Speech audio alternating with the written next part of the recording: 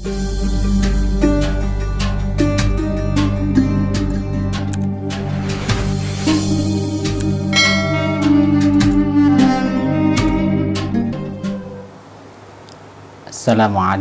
warahmatullahi wabarakatuh. Alhamdulillahi rabbil alamin. Wassalatu wassalamu ala rasulillah wa ala alihi wa ashabihi wa man tabi'ahum bi ihsan ila yaumiddin. Allahumma salli wa sallim wa barik ala Muhammad wa ala alihi wa ashabihi ajma'in, amma ba'd.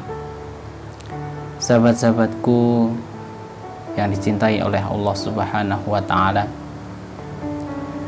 salah satu keutamaan Ramadan adalah dikabulkannya doa-doa kita, sebagaimana Allah sampaikan di dalam surat Al-Baqarah, kelanjutan dari ayat tentang puasa. A'udzubillahi minasyaitonirrajim. Wa idza sa'alaka 'ibadi 'anni fa inni qarib ujibu da'watad da'i idza da'an. Sahabat-sahabatku, keutamaan di bulan Ramadan adalah dikabulkannya doa-doa kita, dan ini dipertegas di dalam hadis Rasulullah SAW bahwa ada 3 doa yang tidak akan ditolak oleh Allah Subhanahu wa ta'ala. Yang pertama, doa orang tua kepada anaknya, doa orang yang sedang berpuasa, dan doa orang yang sedang perjalanan atau musafir. Kapan waktu berdoa di bulan Ramadan yang paling afdol atau yang paling mustajab?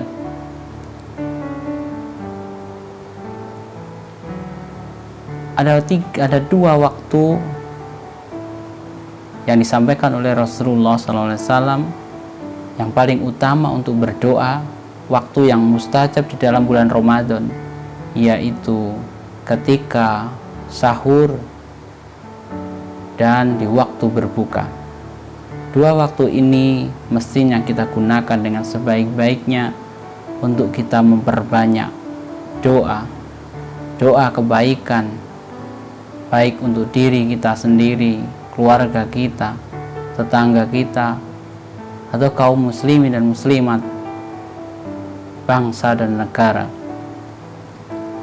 Sahabat-sahabatku yang dirahmati oleh Allah Subhanahu wa ta'ala, semua doa kita pasti akan diijabah oleh Allah Subhanahu wa ta'ala. Tetapi harus memenuhi 2 syarat. Syarat yang pertama, bahwa doa yang kita panjatkan, kita tidak boleh meminta untuk disegerakan dikabulkan oleh Allah Subhanahu wa ta'ala. Sebagaimana dijelaskan di dalam sebuah hadis, bahwa doa-doa akan dikabulkan oleh Allah selama tidak minta untuk disegerakan dikabulkan. Kemudian syarat yang kedua,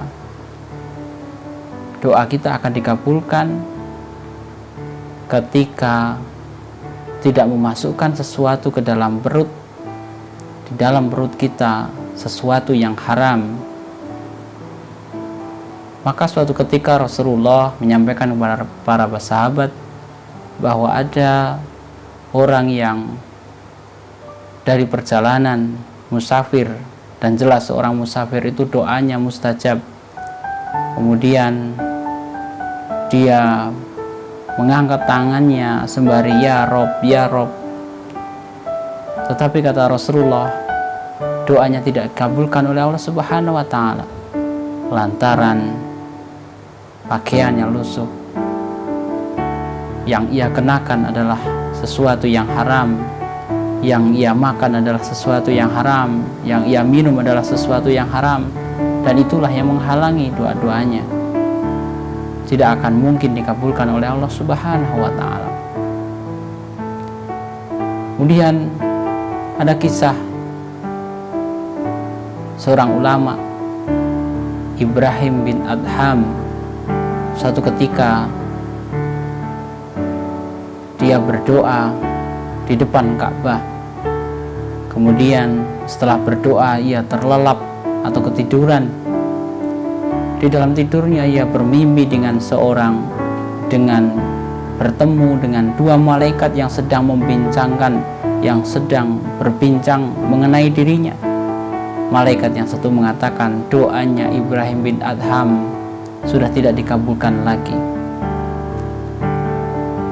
Disampaikan oleh malaikat itu bahwa Ibrahim bin Adham memakan sesuatu yang haram. Maka kemudian Ibrahim bin Adham terbangun dari tidurnya. Kemudian dia merenung, mengingat apa yang telah ia lakukan, apa yang telah ia makan, sehingga yang ia makan itu haram dan menghalangi doa-doanya. Padahal selama ini doa-doanya terkenal selalu dikabulkan oleh Allah Subhanahu wa Ta'ala. Kemudian Ibrahim bin Adham teringat bahwa suatu ketika dia akan membeli kurma, dan dia ketika ada kurma yang jatuh di bawah meja penjual, dia mengambil, kemudian dia memakannya tanpa seizin penjualnya. Lantas kemudian Ibrahim bin Adham setelah ingat bahwa itu yang ia lakukan yang menghalangi doa-doanya, maka ia kemudian menemui penjual kurma itu. Kemudian ditemuilah penjual kurma itu, ternyata sudah berbeda orangnya. Kemudian dia tanyakan, kemana penjual kurma yang biasa di sini? Kemudian penjual kurma itu mengatakan, oh itu ayahku, itu bapakku, sudah meninggal dunia, sekarang saya gantikan. Kemudian Ibrahim bin Adham menyampaikan tentang permasalahannya itu. Kemudian penjual itu mengatakan, saya akan mengikhlaskan, saya akan menghalalkan, tetapi saya masih punya 11 saudara. Bisa jadi mereka belum mengikhlaskan apa yang Tuhan lakukan. Maka kemudian Ibrahim bin Adham mencari ke-11 saudara itu, menemui ke-11 saudaranya itu, kemudian meminta untuk diikhlaskan, dihalalkan. Maka kemudian setelah selesai Ibrahim bin Adham kembali ke Mekah, kembali berdoa di depan Ka'bah, dan ketika dia terlelap tidur, dia bermimpi kembali bertemu dengan dua malaikat, dan dua malaikat itu berbincang mengatakan bahwa doanya Ibrahim bin Adham sekarang ini sudah dikabulkan oleh Allah Subhanahu wa Ta'ala. Sahabat-sahabatku yang dimuliakan oleh Allah Subhanahu wa Ta'ala, jadi doa-doa kita pasti diijabah oleh Allah Subhanahu wa Ta'ala dengan syarat minimal.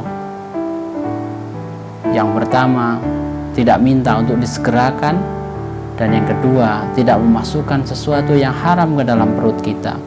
Mudah-mudahan di bulan Ramadan ini kita bersemangat untuk senantiasa memanjatkan doa-doa kebaikan untuk diri, untuk keluarga dan sesama, tetapi tidak melupakan dua syarat yang disebutkan tadi,